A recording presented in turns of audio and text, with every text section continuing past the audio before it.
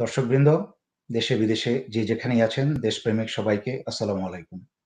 বিসমিল্লাহির রহমানির রহিম। প্রথমে অত্যন্ত দুঃখের সাথে জানাতে হয় যে গতকালকে ঢাকায় ৯-১০টা বাস পোড়ানো হলো, তা অত্যন্ত নিন্দনীয় একটা ষড়যন্ত্র। আমি তার তীব্র প্রতিবাদ জানাচ্ছি। আমি আগেও বলেছি যে বাংলাদেশে বা ভারতের আশেপাশে যতগুলা দেশে যত প্রকার জঙ্গি কার্যক্রম হয়, তার সবকিছুর পরিকল্পনা হয়, স্ক্রিপ্ট লেখা হয় ভারতে, আর তা মঞ্চস্থ হয় বাংলাদেশে বা অন্যান্য দেশে। গত কয়েক সপ্তাহ ধরেই কিন্তু তার ধারা শুরু হয়েছিল। জঙ্গিবাদী কতগুলা দল তারা ধর্মীয় সংঘাত সৃষ্টি করার জন্য অনেক সপ্তাহ ধরে চেষ্টা করে যাচ্ছে বাংলাদেশে। কিন্তু আমি ধর্মপ্রাণ মুসলমানদেরকে আগে অনুরোধ করেছি, আবার অনুরোধ করব, আপনারা শান্ত থাকবেন, এইসব ষড়যন্ত্রে জড়াবেন না। একইভাবে বাংলাদেশের জনগণের সম্পদ, জনগণের জান ও মালের ক্ষতি করার অধিকার কেউ রাখে না এবং তা রুখে দিতে হবে। বাংলাদেশে এই কথায় কথায় বাসে আগুন লাগানো, বাসে আগুন দিয়ে মানুষ মারা কিন্তু আওয়ামী লীগের চরিত্র। তবে আবার বিএনপির কিন্তু কিছু অতি উৎসাহী লোক বোকার মতো এইসব কাজের সময় মনে করেছে যে যেটা আমি আগেও কয়েকবার উল্লেখ করেছি, যে নেতৃত্বে যদি দুর্বলতা থাকে বা দলের মাঝখানে, তাহলে কর্মীরা এই ধরনের বোকার মতো উচ্ছৃঙ্খল কাজ করতে পারে।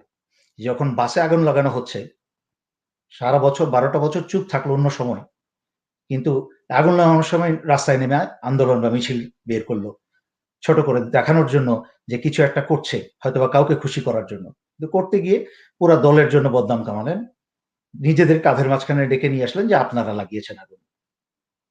কারণ আপনারা আগুন লাগালে আরো ১০-১২ বছর আগেই লাগাতেন, কিন্তু লাগান নাই। এটা সাধারণ জনগণও বুঝে যে আগুনটা কারা লাগাতে পারে। দেশের এই খারাপ সময়ে, যখন বাংলাদেশে এই ফ্যাসিস্ট সরকার একটা চাপের মধ্যে আছে, ক্ষমতার থেকে যে কোনো সময় অপসারণ হতে পারে, পতন হতে পারে, সেই সময় জনগণের দৃষ্টি ঘোরানোর জন্য অনেক কিছুই হচ্ছে। তার মাঝখানে এই কালকের একটা ঘটনা, এবং এর সাথে ভারতেরও হাত আছে। কারণ আমি একটা জায়গায় পড়ছিলাম যে ষড়যন্ত্রের বিশাল এইটার কিভাবে ষড়যন্ত্রটা তৈরি হচ্ছে। যে আ ভারতের ক্যালকাটায় নির্বাচন কিভাবে একটা বাংলাদেশে একটা ধর্মীয় সংঘাত বা কোনো ধরনের সংঘাত লাগিয়ে কিভাবে সেই ক্যালকাটা নির্বাচনকে কিভাবে প্রভাব বিস্তার করা যায় এবং উগ্রবাদী বিজেপিরা যেন ক্ষমতায় আসতে পারে, সেটার সাথে একটা সম্পর্ক। তো এইজন্য বললাম যে আপনারা এই ধরনের জনগণের সম্পদ এবং জনগণের যেন ক্ষতি হয় এরকম কোনো কাজে আপনারা জড়াবেন না। সবাই দূরে থাকবেন। এখন আসি,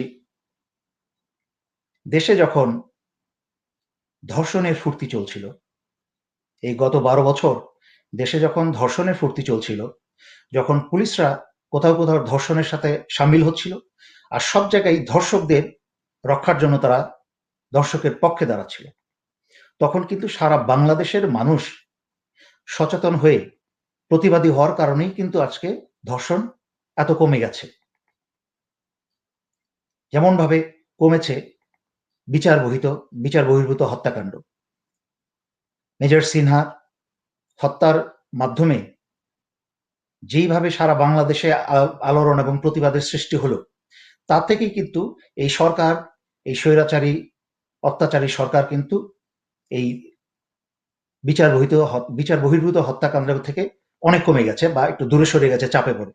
সেই জন্য আপনাদেরকে কিন্তু সবসময় এই অবৈধ সরকারকে চাপের উপরেই রাখতে হবে, যতদিন পর্যন্ত এই সরকারের পতন না হয়। কারণ এই সরকারের আর ভালো হওয়ার কোনো রাস্তা নাই। ভালো হলে অনেক আগেই হয়ে যেত।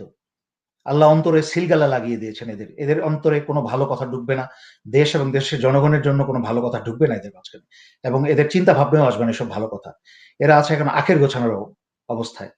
কে কিভাবে এই যে হাজার কোটি টাকার বাংলাদেশে বিভিন্ন ধরনের প্রজেক্ট তারা ইনভেস্টমেন্ট করেছে, এই ইনভেস্টমেন্টকে কিভাবে নিরাপদ করা যায় সেজন্য কামড়ে থেকেও ক্ষমতায় থাকার চেষ্টা করছে।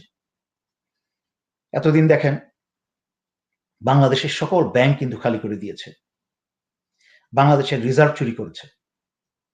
এখন বাংলাদেশের বেসরকারি ব্যাংকগুলো তো গেছেই, বাংলাদেশের সরকারি ব্যাংকগুলোকেও কিন্তু এই সালমান এফ রহমানের মতো বদ এবং ওরিয়ন গ্রুপ এদের মতো বদ এবং চোররা কিন্তু এইসব ব্যাংকের উপর নজর করেছে। এই সরকারি ব্যাংক কয়েকটা নিয়ে যাওয়ার চেষ্টা করছে এরা। এটা নিয়ে কি করবে?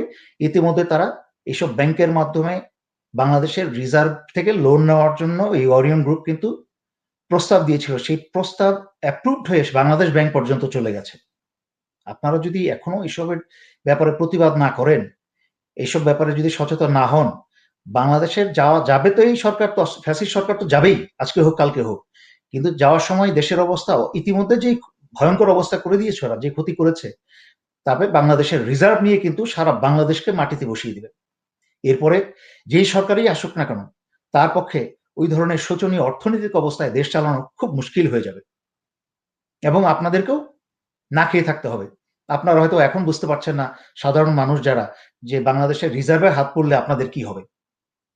এই যে বিদেশ থেকে আপনার ছেলে, মেয়ে, ভাই বা কোনো কোথাও, আজকাল তো মেয়েরাও যাচ্ছে বিভিন্ন জায়গায়, তারা হাড় ভাঙা পরিশ্রম করে খেয়ে না খেয়ে তারা বাংলাদেশে টাকা পাঠাচ্ছে।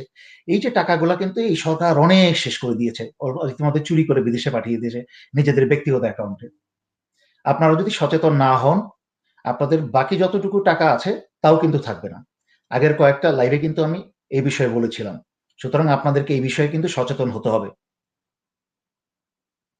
রিসেন্টলি ইদানিং দেখেছেন ছেলেটা রায়হানকে খুন করেছিল, কি মধ্যযুগীয় ভাবে, কি বর্বর ভাবে রায়হানকে হত্যা করেছিল। এবং সেই আকবর, দুঃখজনক হলেও সত্যি, বাংলাদেশের আজকালকার যত মানুষগুলা দেখছি পাপ কাজের সাথে জড়িত, যদিও এটা নামের সাথে সম্পর্ক নাই, এটা চরিত্রের সাথে সম্পর্ক, এটা ধর্মের সাথেও সম্পর্ক নাই, এটা মানুষের সাথে সম্পর্ক। খারাপ খারাপই, যে কোনো ধর্মের হতে পারে, ভালো ভালোই, যে কোনো ধর্মের হতে পারে। তবুও আমি নিজে একটা জিনিস লক্ষ্য করেছি, আজকালকার এই মানুষগুলা, এই আকবর, নাম আকবর, আল্লাহর নাম, অথচ দেখেন সেনাবাহিনীতে আকবর নামের লোক, সেনাবাহিনী এত ক্ষতি করেছে। আবার এই পুলিশের আকবর, আবার দেখেন ওই পুলিশের ওসি প্রদীপের পক্ষে সাফাই গাইতে গিয়েছিল এক পুলিশের অবসরপ্রাপ্ত এসপি, তার নাম কি আল্লাহ বক্স। কাজ হচ্ছে শয়তানের, কিন্তু নাম হলো আল্লাহ বক্স। এইরকম চতুর্দিকে দেখবেন আল্লাহ সুন্দর সুন্দর নামগুলা নিয়ে সমস্ত পাপ কাজে জড়িয়ে আছে। যাই হোক, এই আকবর, খুনি আকবর, সে পালিয়ে গিয়েছিল, পুলিশ তাকে কোথাও খুঁজে পায় না। আসলে ধরার ইচ্ছা নাই, তাকে ইচ্ছা করেই ধরে নাই, গ্রেফতার করে নাই, তাকে পালানোর রাস্তা করে দিয়েছে। সেই সময় সিলেটের কানাইঘাটের আব্দুর রহিম, একজন বীর সৎ বাংলাদেশী, একজন সৎ বীর বাংলাদেশের একটা উদাহরণ। আব্দুর রহিম সেই খাসিয়া পল্লীতে গিয়ে, ভারতের সীমান্তে গিয়ে জীবনের রিস্ক নিয়ে, ঝুঁকি নিয়ে সে কিন্তু আকবরকে গ্রেফতার করে ধরে এনে পুলিশের কাছে হস্তান্তর করেছে। আকবর তাকে 20 লাখ টাকা অফার করেছিল, এরকম একটা সাধারণ দরিদ্র মানুষকে, তার জন্য 20 লাখ টাকা অনেক টাকা, তার এই জীবন তার স্ত্রী সন্তান নিয়ে চলে যেত। তারপরও সে 20 লাখ টাকার, তাকে লোক 20 লাখ টাকা দিয়ে কিনতে পারে নাই। কি অত্যন্ত সুন্দর একটা অন্তর, কি সুন্দর একটা চরিত্র। তার কাছ থেকে এই বাংলাদেশের প্রধানমন্ত্রী, তথাকথিত প্রধানমন্ত্রী থেকে আরম্ভ করে সকল রাজনৈতিক দল, সকল ব্যবসায়ীদের যত চোর বদমাশ আছে, সবার এরকম একটা গরিব সাধারণ আব্দুর রহিমের কাছ থেকে শেখা উচিত, যে চরিত্র কিভাবে একটা মানুষের সুন্দর হতে পারে। হাজার হাজার কোটি টাকা বাংলাদেশ ব্যাংক থেকে চুরি করেও তারপরেও তাদের তৃষ্ণা মেটে না, আরো চুরি চায়, আরো টাকা চাই, আরো টাকা চাই। আর সেই আব্দুর রহিমকে 20 লাখ টাকা অফার দেওয়ার পরেও সে উত্তরে কি বলল? যে টাকার মূল্যের চেয়ে বিচারের মূল্য অনেক বেশি। সুবহানাল্লাহ, কি সুন্দর চরিত্র। আর এই সুন্দর চরিত্রের সাথে তার পাশাপাশি দেখেন কত দুশ্চরিত্র এই পুলিশ। সব না হলো ওই বর্তমান সরকারের, যারা বর্তমান সরকারকে ক্ষমতায় টিকে থাকার জন্য সাহায্য করছে এবং সকল সুবিধা নিচ্ছে তারা নিজেরাও, সেই পুলিশের চরিত্র দেখেন সম্পূর্ণ এতদিন কোনো কিছু না করে সম্পূর্ণ কৃতিত্ব তাদের উপর নেওয়ার চেষ্টা করছে, যে তারা এই করেছে সেই করেছে, গলা উঁচিয়ে চিৎকার করে বলার চেষ্টা করেছে তারা, এটা তাদের ভূমিকা, তাদের কৃতিত্ব। কিন্তু জনগণ এমনি তো তাদের দিকে হাসে, এইটা এসব শুনে আরো হাসাহাসি করছে। এরা বদ্ধ উন্মাদ, লজ্জা শরম হায়া বেহায়া কিচ্ছু নেই, আবার উল্টা আব্দুর রহিমকে হুমকি ধামকি দিচ্ছে। আমি এখনো বলছি, যেসব পুলিশরা এইসব করছেন, শেখ হাসিনা কিন্তু চলে যাবে, আওয়ামী লীগও চলে যাবে, আপনারা কোথায় যাবেন? ওসি প্রদীপের মতো কিন্তু হাজার হাজার কোটি টাকা জমান নাই যে ওই টাকা দিয়ে বিদেশ পাড়ি দেওয়ার ব্যবস্থা করতে পারবেন বা চেষ্টা করতে পারবেন। এই জনগণ কিন্তু পরে আস্ত রাখবে না। সুতরাং ভালো হয়ে যান, আব্দুর রহিমকে ডেকে মাফ চেয়ে তাকে ধন্যবাদ দেন, তাকে একটা পুরস্কার দেন, তাকে একটা একটা কম দাম হলেও একটা মেডেল কিনে দেন তাকে, যে মেডেলটা সে ঘরে ঝুলায় রাখতে পারে, বীরত্বের মেডেল। তার সন্তানরা যেন একসময় দেখতে পারে আমার বাবা এইরকম একটা সুন্দর সৎ কাজ করেছিল। তাতে আরো ১০টা ২০টা ১৭টা বাঙালি উৎসাহিত হবে, বীরত্বের দিকে আসতে উৎসাহিত হবে, সততার পথে থাকতে উৎসাহিত হবে। সুন্দর আপনারও যে একটা সুন্দর উদাহরণ সৃষ্টি করতে পারেন। আকবরকে তো ধরতে পারেন নাই, কিন্তু অ্যাটলিস্ট আপনারা কমসে কম আব্দুর রহিমকে পুরস্কৃত করেছেন জনসম্মুখে তাকে ধন্যবাদ দিয়ে। সেইটা আর একটা সুন্দর উদাহরণ করেন, তাহলে মানুষ আপনাদেরকে বুঝবে, ইয়েস খারাপ ছিল, এখন হয়তো আস্তে আস্তে ভালো হতে চাচ্ছে। আর বাঙালি জাতি এত আবেগপ্রবণ জাতি যে ২ দিনের মাঝখানে কিন্তু একটু ভালো হলেই খারাপ ভুলে কিন্তু সব মাফ করে দেয়। মাফ পেয়েও যেতে পারেন। আল্লাহ মাফ করবেন কি করবেন না সেটা আল্লাহর এখতিয়ার। বাট আমি মানুষের কথা বলছি যে বাঙালি জাতি কিন্তু খুব সহজেই ভুলে যায়, মাফ করে দিবে। এখনো ভালো পথে ফিরে আসেন, জনগণের পক্ষে থাকেন, দেশের পক্ষে থাকেন। স্বৈরাচারী সরকারের কাছ থেকে সকল পুলিশ যারা ভালো তো ছিলেন ভালোই, আর যারা খারাপ হয়ে গেছেন তারা ভালো পথে চলে আসেন। কি হচ্ছে বাংলাদেশে? বাংলাদেশে আমরা তাতে অনেক ইসলামী দলকে দেখছি রাস্তাঘাট সবকিছু বোঝাই করে ফেলছে। তার মাঝখানে কেউ ভালো আছে, আবার কেউ কেউ সরকারের কাছ থেকে পয়সা খেয়ে এই ১২টা বছর কিন্তু সরকারের কাছ থেকে ইসলামিক ড্রেস পরে, ধর্ম বিক্রি করে, সরকারের কাছ থেকে পয়সা খেয়ে ইমান বিক্রি করে, যখন সরকার নির্দেশ দেয় তখন রাস্তায় নামে। জনগণের দৃষ্টিটাকে ভিন্ন খাতে নেওয়ার জন্য সরকারের নির্দেশে নামে। আমি বলছি না সবাই, কেউ কেউ। এবং কারা কারা নামে আমি এখনো সরাসরি অপমান করতে চাচ্ছি না, কিন্তু এইটুকু মনে রাখবেন, আপনারা পীর নিজেদেরকে পীর বলেন আর যাই বলেন, আপনারা কিন্তু ভালো হয়ে যান। আল্লাহর কাছে কিন্তু এর জবাব দিতে হবে আপনাদের। এখনো সময় আছে, ইমান ফিরিয়ে আনেন, দেশ ও জনগণের সাথে থাকেন, ইসলামের সাথে থাকেন। আপনারা পয়সা নিজের আত্মাকে, ধর্মকে, ইমানকে বিক্রি করে দিয়েন না। এরপরে আসছি, বিএনপি বাংলাদেশের সর্ববৃহৎ দল, এটা অস্বীকার করার কারোর ক্ষমতা নাই। এবং বিএনপির তৃণমূলের কর্মীরা হচ্ছে বাংলাদেশের সবচেয়ে শক্তিশালী একটা দলের কর্মী এরা। এরা কিন্তু আওয়ামী লীগের মতো, ছাত্রলীগের মতো, উমুক লীগ সুমুক লীগ এদের মতো কিন্তু দুশ্চরিত্রবান না, যে খুন খারাপি ধর্ষণ মারামারি। হ্যাঁ, বিএনপির মধ্যেও আছে, আমরা বিএনপির আমলেও দেখেছি। এই মাত্রায় ধার কাছে হয় নাই, বাট হয়েছে, চুরিধারি হয়েছে, অন্যায় অপরাধ হয়েছে, আমি গ্রামে গঞ্জের মানুষের থেকেও শুনেছি। বাট এই এই সন্ত্রাসী লীগ যেই উদাহরণ, যে উদাহরণ, যে জঘন্য উদাহরণ সৃষ্টি করেছে অন্যায় অত্যাচার এবং অশ্লীলতার, তা বাংলাদেশের ইতিহাসে ঘৃণার সাথে লেখা থাকবে। আমি কিন্তু তারপরেও বলছি, বিএনপি একটা বিশাল দল, কিন্তু আপনাদেরকে একটা জিনিস বুঝতে হবে, যে বিএনপির একটা অংশের দল বিরাট, বা বিএনপির সমগ্র দলের সদস্যরাই কিন্তু, সেটা উপরের লেভেলের হোক নিচের লেভেলের হোক, তারা কিন্তু সত্যি আজকে বাংলাদেশের রাজনৈতিক কালচারটাই হয়ে গেছে এটা, যে সত্যি কথা বলতে তারা সাহস পায় না। কারণ সত্যি কথা বললে তাদের দলীয় পথ চলে যাবে, তারা আরো ১০টা ২০টা মানুষের রোষানলে পড়বে। কিন্তু আপনারা আয়নার সামনে দাঁড়িয়ে বুকের মাঝখানে হাত দিয়ে চিন্তা করে দেখেন তো, চিন্তা করে নিজেকে একবার প্রশ্ন করেন, যে হাসিনার বিরুদ্ধে কথা বললে যদি হাসিনা হুমকি ধামকি, ছাত্রলীগ গালিগালাজ করে হুমকি ধামকি দেয়, তারপরে সুযোগ পেলে আজকে হাসিনা ক্ষমতায় আছে বলে গ্রেফতার করে অমুক ধারায় গ্রেফতার করে জেলে ভরে দেয়। আর কেউ কেউ কোনো ক্ষেত্রে ব্যক্তি বিশেষে, ব্যক্তির উপর নির্ভর করে তাকে গুম, কাউকে খুনও করে ফেলে।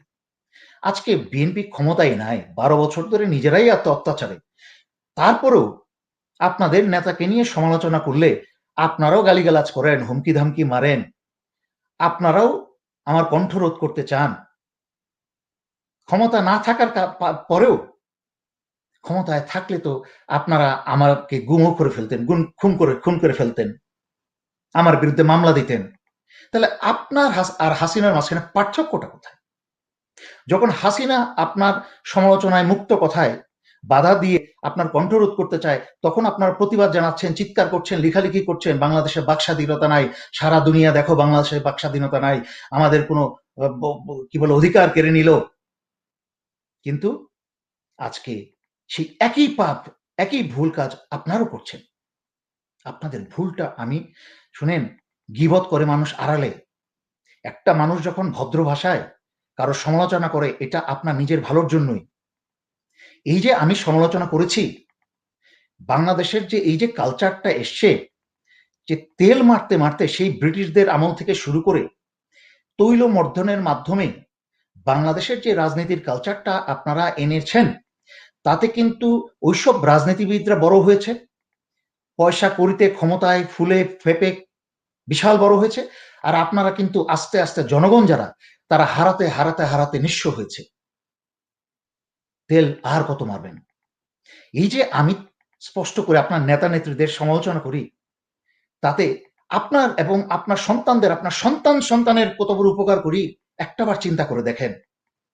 যদি আপনার নেতা নেত্রীদের আমি সমালোচনা করি, তারা তখন ধাক্কা খায়, বুঝতে পারে আরে সারাটা জীবন তো সবাই আমাকে প্রশংসা করেছে, কেউ তো আমার সামনে, কেউ তো আমাকে এইভাবে স্পষ্ট করে ভদ্রভাবে সমালোচনা করার সাহস তো কেউ দেখাই নাই, বা সৌজন্য তো কেউ দেখাই নাই, কিন্তু এই লোকটা তো আসলেই আমাকে ভুল ধরিয়ে দিচ্ছে। যে আমি তো আসলেই আমার এই দুর্বল অংশটাকে যদি আমি সঠিক করতে পারি, তাহলে তো আমি আরো ভালো নেতা হতে পারি, আমার জনপ্রিয়তা, আমার গ্রহণযোগ্যতা আরো বাড়ে। দলের ভিতরে যারা আমাকে চায় না মনে মনে, মুখের সামনে হুজুর হুজুর বলে কিন্তু আড়ালে মনে মনে চায় না, তাদেরও কেউ কেউ আমার কাছে আরো ফিরে আসবে, আমি আরো শক্তিশালী হব, আমার দল আরো শক্তিশালী হবে। আমার দল এত দুর্বল হয়েছে যে 12 বছরে দুর্বল হতে হতে নাই হয়ে গেছে। আমি আগেও কয়েকটা উদাহরণ দিয়েছি যে সাপ ডাইনোসরের ভয়ে হামাগুড়ি দিয়ে চলতে চলতে নাকি এক সময় সাপের পায়েই চলে গিয়েছিল। আপনাদের কিন্তু ওই অবস্থায় এখন হামাগুড়ি দিয়ে দিয়ে চলেন। সমালোচনা করাতে, সমালোচনা একটা গণতান্ত্রিক অধিকার এবং একটা গণতান্ত্রিক সুন্দর চর্চা। একজন আরেকজনকে ভদ্রভাবে সমালোচনা করবেন, এটা গণতান্ত্রিক অধিকার। এতে যদি ক্ষিপ্ত হন, আপনার নিজের ক্ষতি। এতে যদি যারা মূর্খের মতো যারা গালি গালাজ এটা করে, তাতে আমার কিছু আসে যায় না, বাট আপনাদের নিজেদের ক্ষতি। চিন্তা করে দেখেন, আমার সমালোচনার জন্য যদি আপনার নেতা নেত্রীর সেই দুর্বল চরিত্রটা যদি সুন্দর হয়, এর ফল কে পাবে? এর ফল আপনি পাবেন, আপনার সন্তানের সন্তান পাবে, আপনার পরবর্তী প্রজন্ম পাবে, এবং সর্বোপরি এই বাংলাদেশ পাবে। এভাবেই সুন্দর চরিত্রের নেতা তৈরি হলে একটা সুন্দর বাংলাদেশ তৈরি হবে। আর সুন্দর চরিত্রের নেতা হলে পরে আপনার চরিত্র সুন্দর হবে, কারণ যেই নেতার চরিত্র সুন্দর সেই মাত্র তাদের দলীয় কর্মীদের চরিত্র সুন্দর করতে পারে। আপনি দেখেন না তাকে ছাত্রলীগের কি অবস্থা, কারণ তাদের নেত্রীর চরিত্র ঠিক নাই, তাদের নেতাদের চরিত্র ঠিক নাই। সেই জন্য ছাত্রলীগ আজকে ধর্ষণ লীগে পরিচিত হয়েছে, তারা চাপাতি লীগে পরিণত হয়েছে। কেন? কেন আমরা বাংলাদেশে নতুন রাজনীতির ধারা, আমি রাজনীতি করতে চাই না, কিন্তু বাংলাদেশে আপনাদেরকে এমন নতুন রাজনীতির ধারা শেখাতে চাই, আপনারা এক দলের নেতা আরেক দলের নেতাকে সম্মান করেন, তাহলে এক দলের কর্মী আরেক দলের কর্মীকে সম্মান করবে। আপনাদের আশেপাশে যারা আপনাকে তেল মেরে মেরে এতটা বছর কাটালো, একটাও কিন্তু আপনার শুভাকাঙ্ক্ষী না। শুভাকাঙ্ক্ষী হলো আপনার সেই লোক যে আপনাকে ডেকে বলে, ভাই বা আপা, আমার মনে হয় এই জিনিসটা ঠিক না, এই জিনিসটা আপনাকে এটা না করলে বোধহয় ভালো হয়। সে কিন্তু আপনার শুভাকাঙ্ক্ষী। আর যে সারা বছর আপনাকে হুজুর হুজুর তেল মারে, বলে ভাই লিডার সাংঘাতিক সুন্দর কাজ হয়েছে একটা, খুব ভালো কাজ হয়েছে একটা, আপনি যখন বিপদে পড়বেন এরা কিন্তু সবার আগে পালাবে। এরা আপনারও শুভাকাঙ্ক্ষী না, এরা দলের শুভাকাঙ্ক্ষী না, আর এরা তো দেশপ্রেমিক নাই।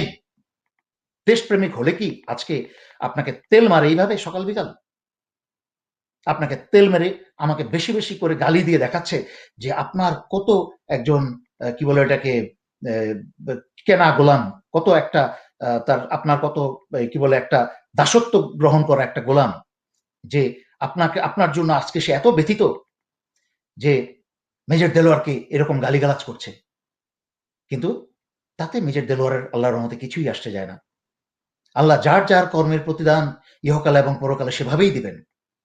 সুতরাং দলের মাঝখানে গণতন্ত্রের চর্চা শুরু করান, দলের মাঝখানে সমালোচনা শুরু করান, আশেপাশে ২টা-৪টা লোকের বিশ্বস্ত লোককে যারা তেল মারে তাদেরকে না।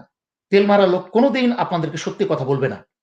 যাদেরকে মনে করেন জ্ঞানী গুণী, শিক্ষিত, সভ্য, ভদ্র এবং তারা ভদ্রভাবে সুন্দরভাবে আপনাকে একটা উপদেশ দিবে।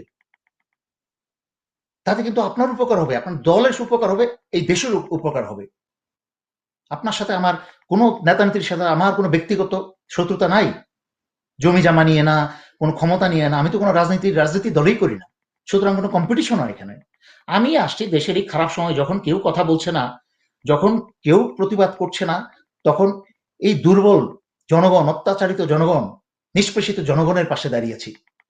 আপনারা তো অনেক ক্ষমতাবান, আপনাদের পাশে দাঁড়ায়নি। আপনাদের তো অনেক কর্মী, আপনাদের তো অনেক ক্ষমতা, আপনারা অনেক পাওয়ারফুল, অনেক জ্ঞানী। আপনারা এই অবস্থা থেকে আপনারা নিজেদেরকে উদ্ধার করেন, আপনারা ক্ষমতায় আসেন। আমি আসছি এই বাংলাদেশকে আল্লাহর রহমতের নবজিৎ ভাই রক্ষা করার জন্য এবং এই দেশের জনগণকে রক্ষা করার জন্য। আল্লাহ যদি সেই তৌফিক দান করেন। সুতরাং আপনারা সব দলেই এমন লোককে কাছে টানেন, সব দলের নেতারা এমন লোককে কাছে টানেন, খালি সুন্দর সুন্দর সারাদিন তেল মারে না। যারা সারাদিন তেল মারে এরা আপনার দুর্বলতাকে আপনাকে দেখতে দেয় না, যার ফলে আপনি দিনে দিনে দুর্বল হচ্ছেন, নেতা নেত্রী যেই হন। আর এমন লোককে যদি রাখেন সাথে, জ্ঞানী গুণী শিক্ষিত, এবং সে আপনাকে ভদ্রভাবে একটা সমালোচনা করতে, আপনার ভুল দেখিয়ে দিতে দ্বিধা করবে না, সেই লোকটা হবে আপনার সবচেয়ে শক্তিশালী সঙ্গী। আমার কথাটা মনোযোগ দিয়ে শোনেন, তাহলে আপনার যেটা বলেছি উপকৃত হবেন। আশা করি জ্ঞান থাকলে বুঝতে পারবেন, আর না বুঝতে পারলে তা আপনার জন্যই দুঃখজনক, আপনার দলের জন্য দুঃখজনক, দেশের জন্য তো অবশ্যই দুঃখজনক।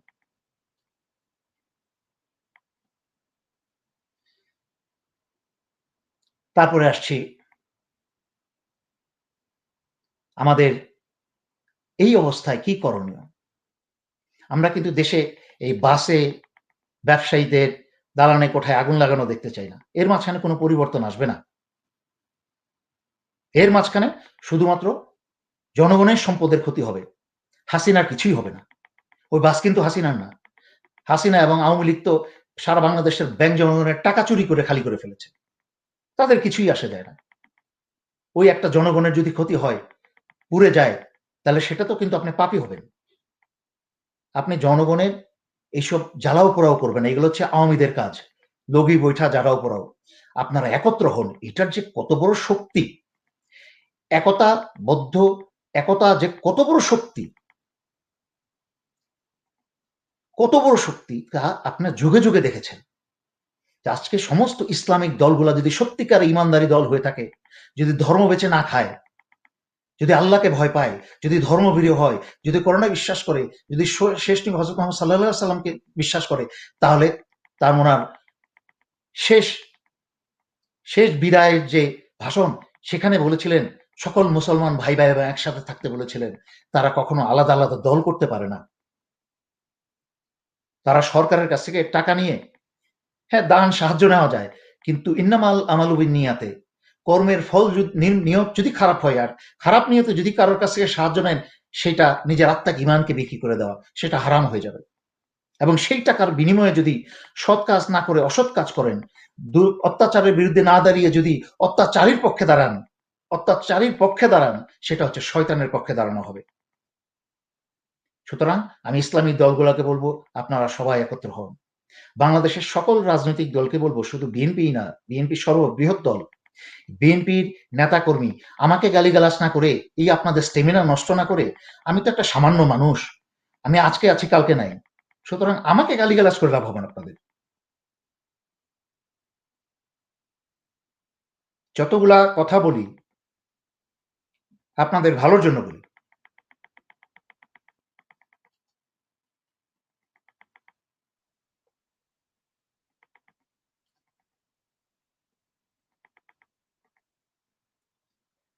যাই হোক, শেষ কথায় বলি, সকল দল আপনারা একসাথে একত্র হন, একসাথে থাকেন, দেশ বাঁচাতে, জনগণ বাঁচাতে। তারপর আসেন সশস্ত্র বাহিনীর দিকে। সশস্ত্র বাহিনীর কথায় আসি। দেশে যখন বন্যা, ঘূর্ণিঝড় এই ধরনের দুর্যোগ আসে, সকল দুর্যোগে কিন্তু সারা বাংলাদেশের মানুষগুলা হা করে তাকিয়ে থাকে সাহায্যের জন্য। যখন দেখে যে ইউনিফর্ম পরা লোকজন আসছে, সশস্ত্র বাহিনীর লোকজন আসছে, তাদের আশায় তারা আল্লাহর কাছে হাত তুলে বসে দোয়া করতে করতে, তাদের আনন্দে তাদের চোখে পানি চলে আসে যে বন্যার ছোট্ট একটা চীনের চালার উপর বসে থেকে যখন একটা নৌবাহিনী বা সেনাবাহিনীর স্পিড বোট আসে বা বিমান বাহিনীর একটি হেলিকপ্টার আসে তাদের জন্য ত্রাণ নিয়ে, কত বিশ্বাস, কত বিশ্বাস এই সশস্ত্র বাহিনীর উপরে এই দেশের সাধারণ জনগণের। আর সেই বিশ্বাসটাকে এই 12টা বছরে এই পুলিশের মতো, সিভিল প্রশাসনের মতো যারা দুর্বল চরিত্রের, যারা তাদের চরিত্রের মতো সশস্ত্র বাহিনীর এত সুন্দর চরিত্রটাকে নিচে নামিয়ে আপনারা রাস্তায় একদম নিম্ন লেভেলে নামিয়ে এনে সরকারের পক্ষে সকল সুযোগ সুবিধায় ভুলে গিয়ে আপনারা নির্বাচনের সময় জনগণ যখন দৌড়ে আসছে সাহায্য চেয়ে যে স্যার আমাদেরকে ভোট দিতে দিচ্ছে না, তখন আপনারা জনগণের দিকে আপনারা তাচ্ছিল্য করেছেন, কোনো সাহায্যে এগিয়ে যান নাই, শুধু নিজেকেই ছোট করেন নাই, সমগ্র ইনস্টিটিউট এই প্রতিষ্ঠানটিকে আপনারা কলঙ্কিত করেছেন। সুতরাং সুযোগ কিন্তু আমি বারবার বলেছি, opportunities are never lost, others will take the ones you miss. সুযোগ কোনোদিন হারায় না, যেই সুযোগটা আপনি হারাবেন সেটা আরেকজন নিয়ে যাবে। আজকে যদি আপনারা চুপচাপ হাত বেঁধে বসে থাকেন, তাহলে এই সুযোগ যারা দেশের শকুনরা দেশটাকে ঠুকরে খাচ্ছে, দেশের জনগণ ঠুকরে খাচ্ছে, দেশের ভবিষ্যৎ স্বাধীনতাকে ঠুকরে খাচ্ছে, দেশের মানচিত্রকে ঠুকরে খাচ্ছে, এই সুযোগটা তারা নিয়ে যাবে। একটা সময় কিন্তু আপনিও গোলামে পরিণত হবেন। আমি আগে বারবার বলেছি, এই ইউনিফর্ম থাকিবে না গায়ে, এই গাড়ি থাকিবে না। হ্যাঁ, মনে করতে পারেন অনেক টাকা পয়সা ইনকাম করেছেন, টাকা পয়সা দিয়ে সারা জীবন চলে যাবে। বিশ্বাস করেন, টাকা পয়সা দিয়ে সারা জীবন যায় না। ওই যে আল্লাহর বিচার আছে, বেইমানি, নাফরমানি এবং গোলামির বিচার, দেশদ্রোহিতার, দেশের জনগণের সাথে বেইমানি, দেশের সংবিধানের সাথে বেইমানির কুফল এই দেশে পেতে হবে, এই দুনিয়াতে পেতে হবে এবং পরকালে পেতে হবে। নিমক হারামির বেইমানি, যেই জাতি, যেই দেশ, যেই দেশের মাটি, যেই দেশের মানুষ আপনাকে ইউনিফর্ম দিয়েছে, আপনাকে সম্মান দিয়েছে আল্লাহর রহমতে এবং আপনাকে রেজেক দিয়েছে, সেই রেজেকের সাথে আপনারা আল্লাহর রেজেকের দেওয়া পবিত্র হালাল রেজেককে হারাম রেজেকে পরিণত করে এই অবৈধ সরকারকে সাহায্য করবেন না। আপনারা একত্রবদ্ধ হয়ে যান। বারবার বলেছি, এই সুযোগ কিন্তু আর আসবে না। সিকিম হওয়ার আগে, কাশ্মীর হওয়ার আগে আপনারা উঠে দাঁড়ান, একত্র হয়ে যান, দেশকে মুক্ত করেন। এই বলে সবাইকে ধন্যবাদ জানিয়ে আমি আজকের বক্তব্য শেষ করছি।